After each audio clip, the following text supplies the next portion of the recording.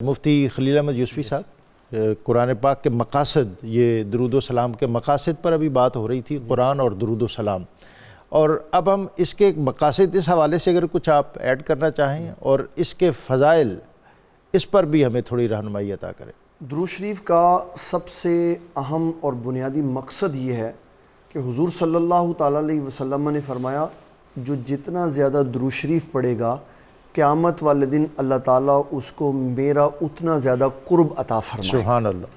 ایک حدیث شریف میں آیا، نبی صلی اللہ علیہ وسلم نے فرمایا جو مجھ پر ایک بار درود شریف پڑھتا ہے اللہ تعالیٰ اس پر 10 مرتبہ درود پڑھتا، جو 10 بار پڑھتا ہے اللہ 100 مرتبہ پڑھتا، جو 100 بار درود پڑھتا ہے اللہ 1000 مرتبہ بھیجتا، اور جو فرمایا ایک دن میں مجھ پہ 1000 مرتبہ درود شریف پڑھے گا اس وقت تک فوت نہیں ہوگا جب تک اللہ تعالیٰ جنت میں اس کا گھر نہیں اس کو دکھا دے گا۔ سبحان اللہ۔ یہ نبی صلی اللہ علیہ وسلم کی حدیث مبارک۔ پھر آقا کریم صلی اللہ تعالیٰ علیہ وسلم نے ارشاد فرمایا کہ جب انسان دعا کرتا ہے نا تو دعا زمین و آسمان کے درمیان میں رک جاتی، مقام قبولیت تک نہیں پہنچتی۔ اس حدیث کے راوی سیدنا عمر بن خطاب رضی اللہ تعالیٰ عنہ۔ تو عرض کی حضور پھر دعا آسمان پر مقام قبولیت پر کیسے پہنچ؟ اس میں ایک بات میں دعا کے حوالے سے بھی عرض کرتا ہوں کیونکہ درود شریف اور دعا کے ساتھ وابستہ بات ہے۔ فرمایا یہ جو دعا کا قبلہ ہے یہ آسمان ہے۔ عموماً جب لوگ حرم شریف جاتے ہیں تو وہاں ان کو کہا جاتا ہے ادھر نہیں ادھر رخ کر لو، حالانکہ دعا کا جو قبلہ ہوتا ہے وہ آسمان ہوتا ہے اور چہرہ رسول اللہ صلی اللہ علیہ وسلم کے روضہ شریف کی طرف ہونا سبحان چاہیے۔ اللہ۔ تو جب دعا آسمان کی طرف جاتی ہے تو بے وزن ہو جاتی ہے۔ تو آقا کریم صلی اللہ تعالیٰ علیہ وسلم نے فرمایا ابتدا میں اور انتہا میں جو شخص درود شریف پڑھے گا اس کی دعا قبولیت کے مقام تک پہنچ جائے گی۔ سبحان اللہ۔ پھر آقا کریم صلی اللہ تعالیٰ علیہ وسلم کی زندگی مبارک میں مسجد نبوی میں ایک پریکٹیکل ہوا۔ ایک شخص نماز کے لیے آیا اس وقت جب نبی صلی اللہ علیہ وسلم اپنے ممبر شریف پر تشریف فرما تھے۔ اس نے آ کے نماز پڑھی اور کہا اللہم اغفر ورحم، اٹھا اور چلا۔ تو نبی صلی اللہ علیہ وسلم نے فرمایا یہ جلد باز ہے، اس کو چاہیے تھا یہ نماز پڑھتا پھر بیٹھ جاتا پھر اللہ کا ذکر کرتا مجھ پہ درود شریف پڑھتا پھر دعا مانگتا۔ اسی اثناء میں ایک اور شخص آیا، اس نے بیٹھ کر نبی صلی اللہ تعالیٰ علیہ وسلم کے فرمان کے مطابق اللہ تعالیٰ کا ذکر کیا، دعا کی اور درود شریف پڑھا۔ جب دعا کے لیے ہاتھ اٹھائے تو نبی اکرم شفیع معظم صلی اللہ تعالیٰ علیہ وسلم نے فرمایا نمازی تو جو بھی دعا مانگے گا اللہ تیری دعا قبول فرمائے۔ سبحان اللہ۔ اس سے یہ بات روز روشن کی طرح عیاں ہو گئی، جس دعا میں اللہ تعالیٰ کا ذکر شامل ہو اور جس دعا میں نبی صلی اللہ علیہ وسلم پر درود شریف شامل ہو اللہ تعالیٰ اس دعا کو رد یہ نہیں۔ درود پاک کا تو آپ نے اسپیسیفک ذکر کر دیا کہ یہ درود پاک ہے پڑھنے کے لیے، تو اللہ کا ذکر جو ہے وہ خاص بھی کوئی ہے کہ کسی دعا میں یہ ذکر اس طرح کیا جائے؟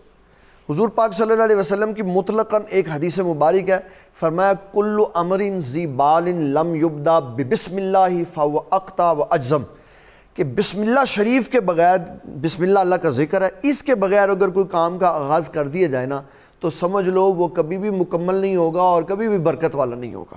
تو بسم اللہ شریف کے ساتھ یا کسی بھی اللہ کے اسم مبارک کے ساتھ درود شریف کا اضافہ کر کے اس کام کا آغاز کیا جائے تو اللہ تعالیٰ اس یا میں جیسے ہم سورہ فاتحہ پڑھ لیتے ہیں، سورہ فاتحہ شریف پڑھ لیتے۔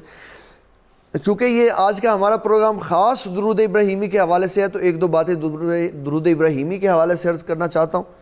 ہم یہ سمجھتے ہیں کہ درود ابراہیمی صرف یہی ہے، اللہم صلی علی محمد وعلی آل محمد کما صلیت اور کما بارکتا، اور پھر آخر میں حضرت ابراہیم علیہ السلام کا ذکر آ جاتا، جبکہ مختلف محدثین نے جس میں علامہ محمد بن عبد الرحمن السخاوی ہیں اور دوسرے محدثین ہیں، اور میرے والد گرامی رحمۃ اللہ تعالیٰ علیہ نے بھی اس پہ پوری ایک کتاب لکھی ہے انوار درود و سلام۔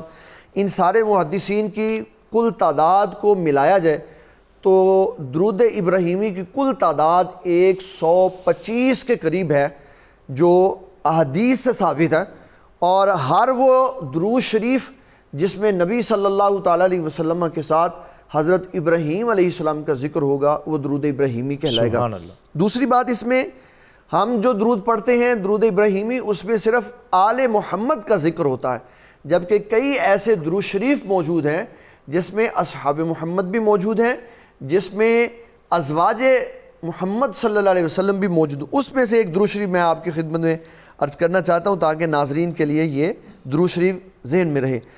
حضرت سیدنا ابو حمید ساعدی کہتے ہیں نبی صلی اللہ علیہ وسلم نے فرمایا درود ایسے بھیجو، اللہم صلی علی محمد و ازواجہ و ذریاتہ کما صلیت علی آل ابراہیم و بارک علی محمد و ازواجہ و ذریاتہ کما بارکت علی ابراہیم انک حمید مجید۔ تو ازواج بھی درود میں شامل ہیں، اصحاب بھی شامل ہیں، اور آل پاک بھی شامل ہیں۔ یہ ترتیب نبی صلی اللہ تعالی علیہ وسلم نے خود بیان فرمائی۔